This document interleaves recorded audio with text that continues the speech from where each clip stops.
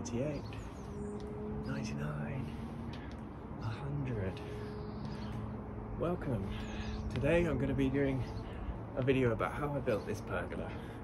So yeah, this one here. Hopefully you find it useful. Drop a comment if you do. Now on with the video. Here's how I went from this to this. So the first step was to clear away this old gazebo. It served us well, but it's definitely had its time, so it was time to come down. Then I got some timber and some other materials, and I'll just talk you through what we got. So we've got a 2x6 for the wall plate, another 2x6 for the front plate down the bottom there, and we've got two 4x4s for the vertical posts, and then 6 2x4s for the rafters. Also got some wood preserver, especially for the cut ends, because treated wood, as we may or may not know, the treatment only goes so far. And I've got some silver cops paint, which is what we've used across the rest of the garden. Got some joist hangers and some twist nails to hold the rafters in place. These do a great job, but they're a bit faffy. I also got some coach screws, post holders, and a few other various bits and bobs not shown. So the first step was to paint the posts and the wall plate. Then I got these post holders as well, which I will screw into the floor. But first, we're going to spray the post holders black, because everything looks better when it's sprayed black, right? So I don't consider myself a finishing expert, painting expert, anything like that, but this was a quick way of making them look 10 million times better, just with a bit of spray paint. Okay, so the day has finally come. We're making a start on the pergola. I've moved all the stuff out of the way. I've spray painted the post holders black because they look cooler black, like everything does. And I'm going to make a start. So the first step was to get the wall plate lined up on the wall. Got it nice and level, as you can see. Oh yeah. So next up, once I was sure it was level, I drilled a pilot hole in the wood, then used my giant SDS Plus bit to drill a hole in the wall where my anchor bolt is going to go. There we go. And then I cleared away as much of the dust as I could. Really important step next, got to drop the level on the floor like that, it just doesn't work otherwise, obviously I'm joking. Then whacked the anchor bolt in and then tightened it up. I couldn't find my ratchet spanner, so I just used an adjustable wrench, checked for level again, before doing the exact same thing the other side. In fact, I think I even dropped the level on the floor again, I can't remember. So once those two bolts were in, then you can check that everything is nice and sturdy. One thing I did slightly wrong at this stage was not taking into account where all my joist hangers were going to go, so I ended up having to kind of work around that a little bit later on.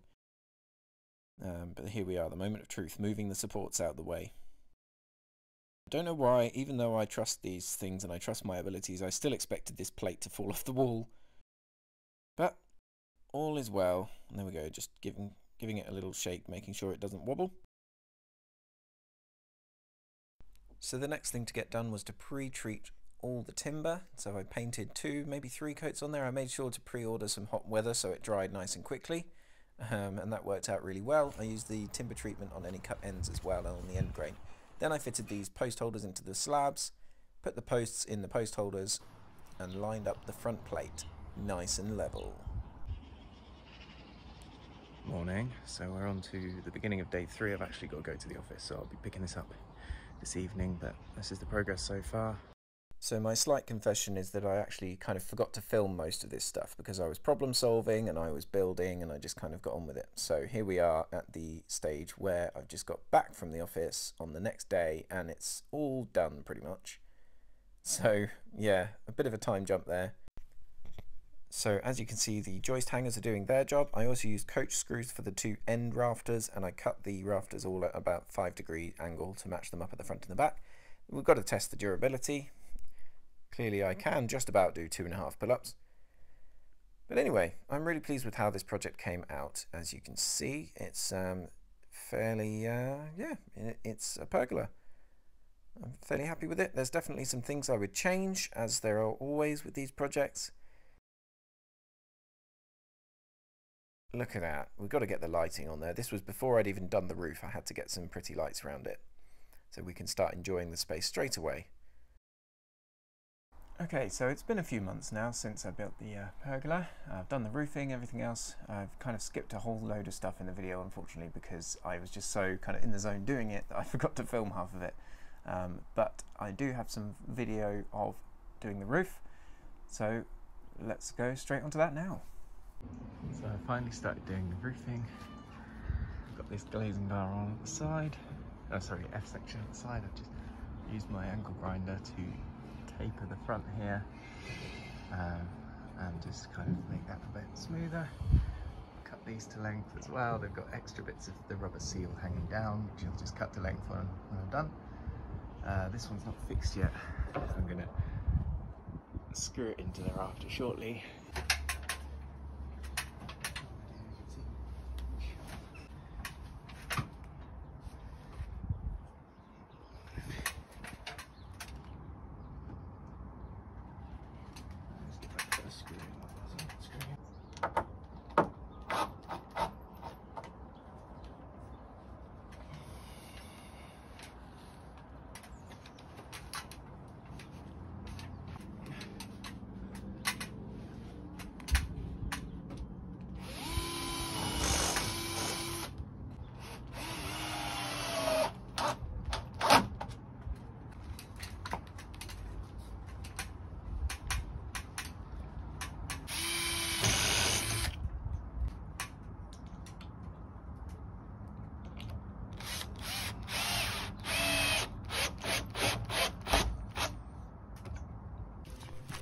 So after I'd got the first few glazing bars screwed in, I got the first roofing sheet just to double check everything, figure out how things fit together.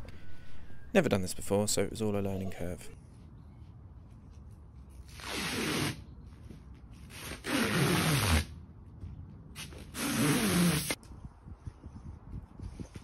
Sheet into place before peeling off the side that tells you which way up to put the thing, although it did actually have it stamped onto the sheet itself if you look closely. So that was nicely in place. I took the next glazing bar and used the previous one's offcut as a template.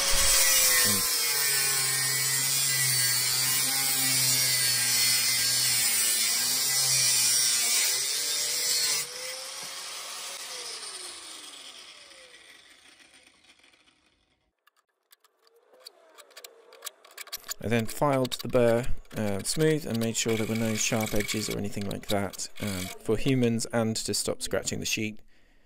Brought the glazing bar through, and let's fix it in place. Hopefully a better angle to actually see what I'm doing this time. So there we go, we pre-drill, and then we screw at the top and bottom and then in the middle.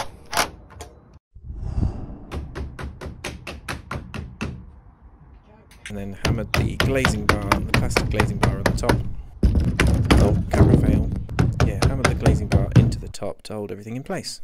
So there we go, there's all the sheets up. Slight time jump. And there we are, completely done. Because I had a bit of a slight panic moment halfway through, we've kind of skipped a bit of footage. But yeah, there we go. All done. So it's been a couple of months now since I've done the pergola. So now the roof's on, the guttering's in, I've got a water butt just down there. The cat's enjoying the space. She quite often, if it's because she goes out overnight, but sometimes we find her just sat down here on the egg chair in the morning. She loves it under here. It's a really nice space to be able to come out and enjoy. Even when it is raining slightly, you can still just come and enjoy the space. So I'm really enjoying it, really pleased with it. Are there things I would do differently? Absolutely. But am I really happy with the space? Absolutely. So that's about it for this video and for this project. So if you liked that, make sure you hit like on the video, make sure you subscribe and hit the notification bell if you want to be informed about future upcoming videos and other projects. It'll be a mixture of stuff. I'm thinking of sharing some of my Thirsty Thursday live sessions, which I do on Instagram typically. I'm going to post those on YouTube as well, but also there'll be upcoming projects, all sorts of random things. So make sure you follow, and see you next time. Whatever. That'll do, won't it, cat?